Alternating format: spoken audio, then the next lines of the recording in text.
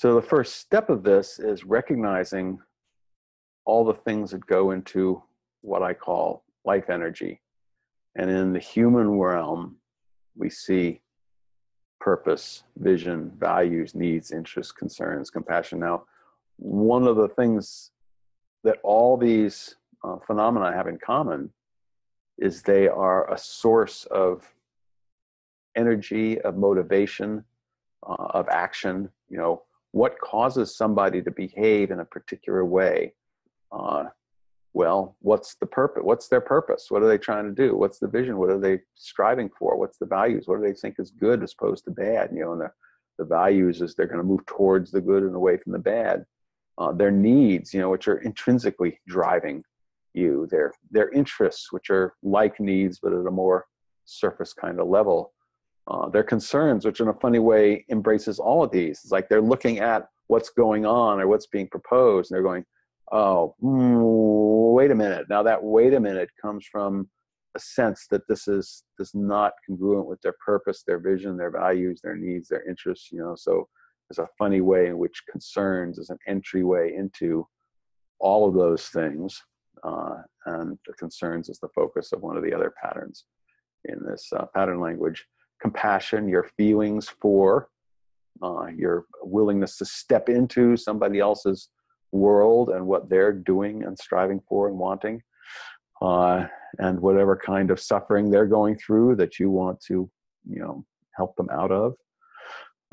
So people's passion and caring, you know, the passion is a drive, you know, and can be you know, it's any kind of interest that has energy in it.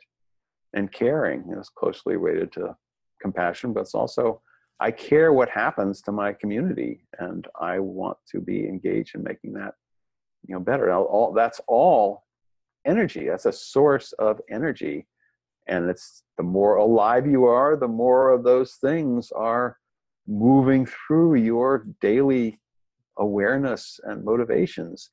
So that's why I call it life energy. It's not a woo-woo concept. It's very, very close to experience, and these things can be seen acting in people, and you can actually address them in very specific ways that release them or squelch them. I mean, they're kind of where it's at in life in terms of life. But those are also more broadly characterized and in different ways with all life. You look at an organism, an animal or plant, and there's ways in which these things reflect, perhaps at a more basic, less explicit level. There's a sense in which, you know, plants and animals have purpose. There's a sense in which they're striving for certain things, and they have a sense of what's good and bad and needs and all that.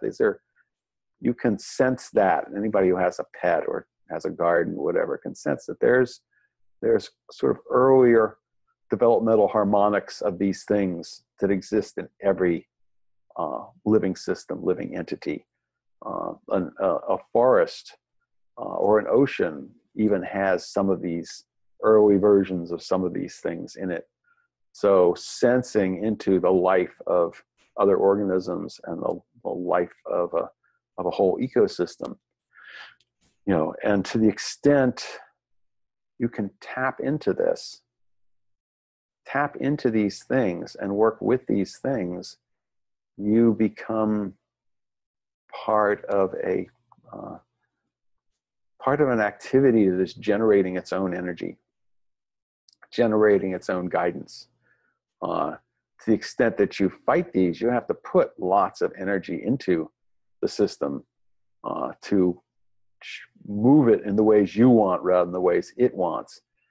So if you can join it, it is a source of tremendous resources, energy.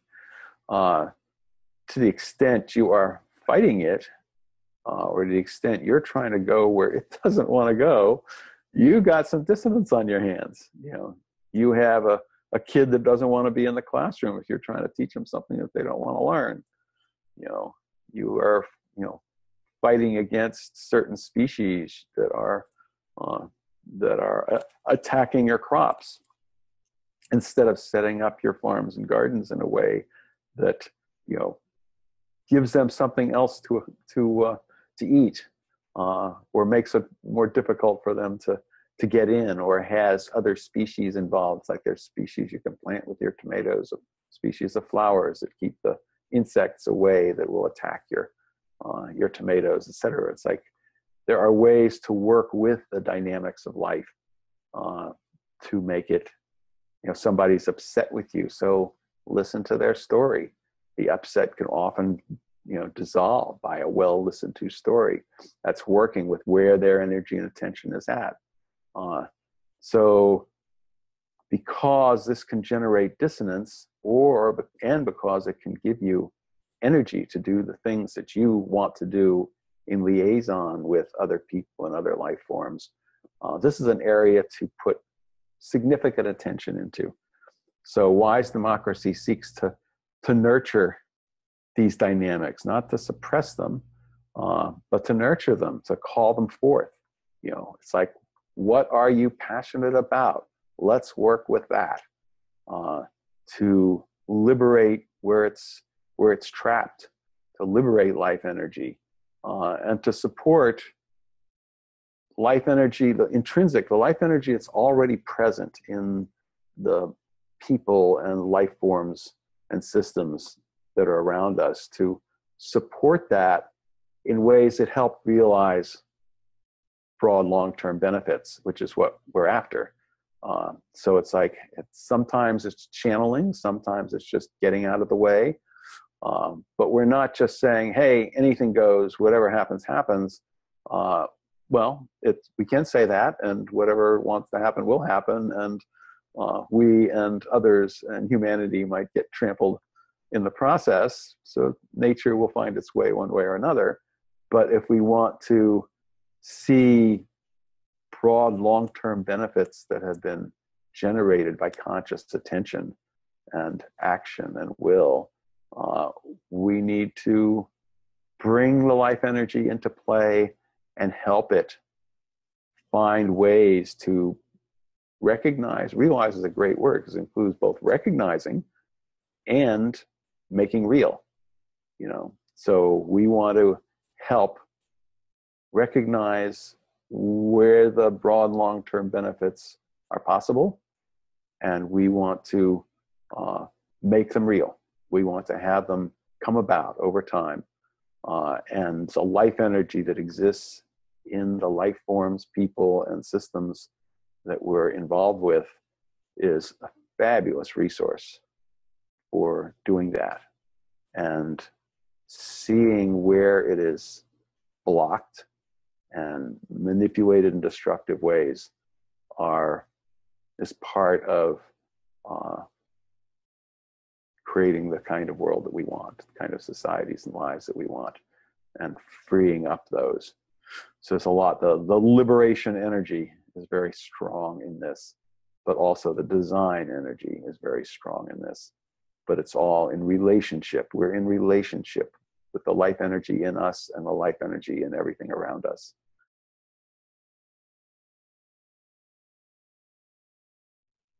And there are various approaches, formal approaches to doing this, that don't necessarily talk in these terms. Principled negotiation, the Getting to Yes, people who wrote the book Getting to Yes, and many mediators are looking at the interests of the parties who are involved in the negotiation or the mediation. And interest is a source of life energy. It's going, okay, instead of us using our life energies against each other to see who can win in this battle, it's like, let's recognize what interests are, what are legitimate interests that we have. What do we really deserve to get?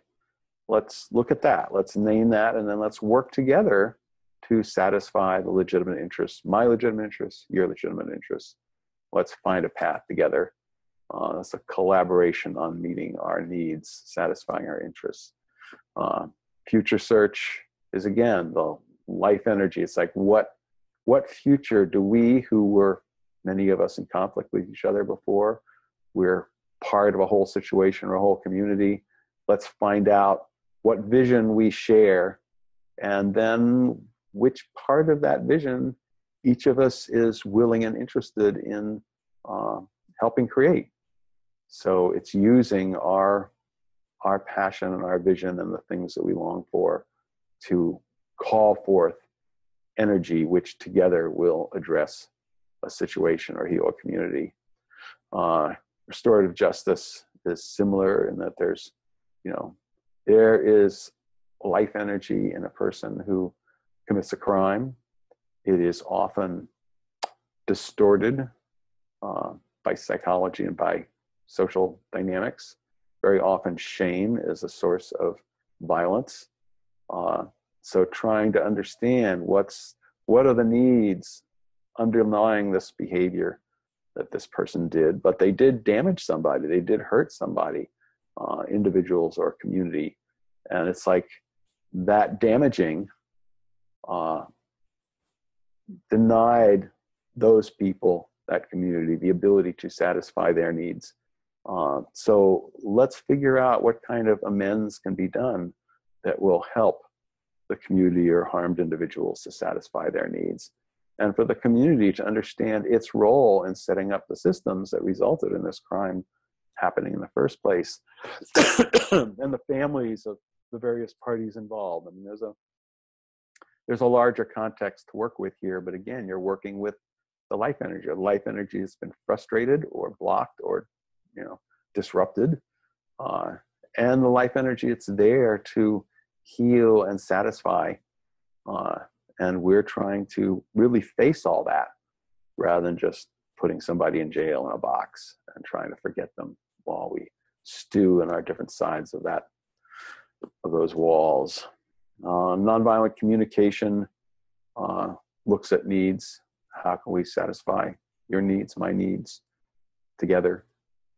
There are universal needs that we can find ways to satisfy that will resolve our conflict.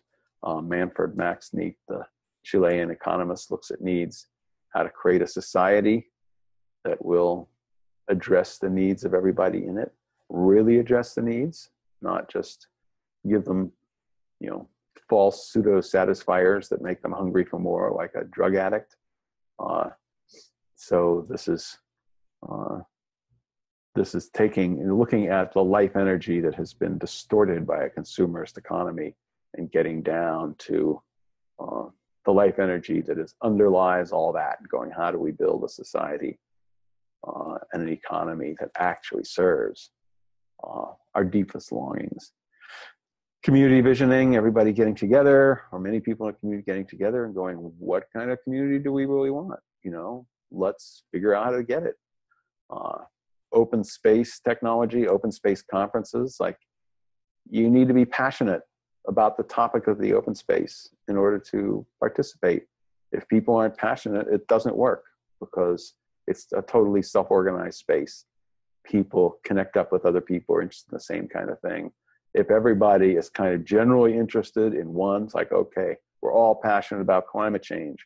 Well, there's thousands of different dimensions to climate change, and you may be passionate about dealing with the agricultural dimensions. You may want to prepare communities for it. There's all these different dimensions to it. Well, let's gather around our passions and talk about it. That's another way of positively using all this energy. And World Cafe and powerful questions. The World Cafe people are good at creating powerful questions. Questions take our interest, our passion, and focus them into space, into spaces of possibility. What could this community also be? We're all interested in having a healthy community. This kind of question and us talking together about it brings forth new possibilities we never saw before.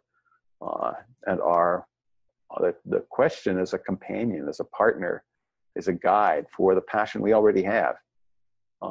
It's using the life energy really well. And consensus and dynamic facilitation are particularly good at focusing on concerns. In dynamic facilitation, if somebody's upset, facilitator says, what's your concern? in consensus process before a final decision is made. The facilitator will check, does anybody have any concerns? You know, again, the power of concerns to deepen into our values, our needs, our visions, whatever. So satisfying the concerns, addressing the concerns, make them clear so that the group can apply its intelligence to addressing those concerns. That's particular power of consensus and dynamic facilitation. And then there are worldviews, assumptions, beliefs that we hold that shape how we manifest our life energy in the world, sometimes very dysfunctionally. So there are practices that help us individually and collectively attend to the beliefs that we use to shape our lives, and to look at, does this belief serve us? Does it really fit what's going on? Is it a realistic belief? And helping us separate ourselves from our beliefs so that if we wish, we can shift them. Bohm dialogue, David Bohm, the quantum physicist, and Krishnamurti, a spiritual teacher, created a form of dialogue that is particularly focused on observing our assumptions. They tend to be transparent to us. We tend to look right through them because they're assumptions. We assume this is what's real, this is what's good. Of course, you know. So because we have different assumptions in a group, we can use our differences to highlight each other's assumptions and become more aware of them and more capable of being choiceful about them. Byron Katie is famous, one of the people, many people, psychologists and New Age self-help people who have systems for people to attend to their beliefs. Byron Katie is one of the most famous ones. And having a shared purpose, all the things which go into, it's like in what's called teal organizations that are basically flat, have little, if any, management structure, operated by teams. But one of the things that makes them coherent is they all have a shared purpose that is real to the participants. This is not something that came down from the CEO saying this is what the purpose of our company is. This is something that means something to everybody in the organization. So everything that they do is a manifestation of that shared purpose. And since they all share the purpose, there's a level of coherence that emerges naturally from their diverse behaviors within that shared purpose. And student-guided education, you know, if the kids are interested in what you're teaching them, you know, or if you teach them what they're interested in, if they are the guideline for what you're teaching, more than here is what we're supposed to push into their heads, you can tap into their energy. You don't have to push so hard. You have less discipline problems. Kids are present with what they're interested in. There are stories of kids who are like 8 or 9 years old who hardly know how to read, and they discover that there's something they really want to do and they can't do it unless they learn how to read. And within a couple of weeks, they are becoming quite proficient in reading because they need to learn it in order to do the things they want to do. So there's tremendous power, energy there waiting. Dynamic facilitation, of course, as I've already mentioned. Quality of life indicators. Quality of life, you know, what do we want? The sense of what gives us energy, what makes us want to dedicate our life to this or that, what we expect as a goodness, as a value. These are built into these measurements, particularly to the extent they arise out of the community, where different communities might have different quality of life indicators, statistics. So to the extent we have those statistics to reflect to ourselves collectively how we're doing, we can shift our behaviors we are using our own life energy standards to shape how we apply our life energy in the world. So there's a feedback loop there. Permaculture is famous for working with, you're trying to design an ecosystem that you are part of. So it's very conscious, but it's not cookie cutter. It's not managerial so much as relational. So what do you, ecosystem and organisms within it, need in order to function in a fully alive way that will yield things that I can use? So your well-being is my well-being, and I'm going to put my life energy into serving your life energy individually and collectively so that you can serve my life energy. You know, it's a whole, again, this whole feedback of life energy, increasing life energy. And we need to look at the fact that PR and advertising and marketing are working with life energy. You know, the fact that you can sell a car with a beautiful woman standing next to it means that relational and sexual and sensual needs that people have will be, it suggests that they can be met by having the car. And of course, that's probably no more than 2 to 5% true. In some societies or situations, it could be 20 or 30% true, but it's not 100% true by any means. The sexuality is separate from the car. But to the extent that the PR, advertising, marketing people, particularly those who are grounded in science, can track our responses, you know, how do we respond to certain images, to certain messages, to certain situations, certain activities, that they study this, you know, they can put electrodes on somebody's head and expose them to these things. They can put them in different groups and watch how they respond to each other's comments, you know, but it's always watching from a perspective of how can we present people with images and messages and situations so that they will do what we want them to do. And that's the dark side of this pattern. You can use people's life energy, particularly their unconscious responses, to manipulate them to do the things that aren't necessarily good for them, you know, to have soda pop, to smoke cigarettes, to drive cars, you know, to do things that are potentially destructive for them. You can also use PR and advertising and marketing to create healthy, coherent activities for individuals and communities. You know, the extent a community or a microcosm of the community can generate messages and images and activities that will help their community be more healthy and sustainable, that's a positive use of this. But right now, it's not the primary use of it in our society. But again, it's working with life energy. So being aware of that dynamic is important if we want to actually utilize life energy well.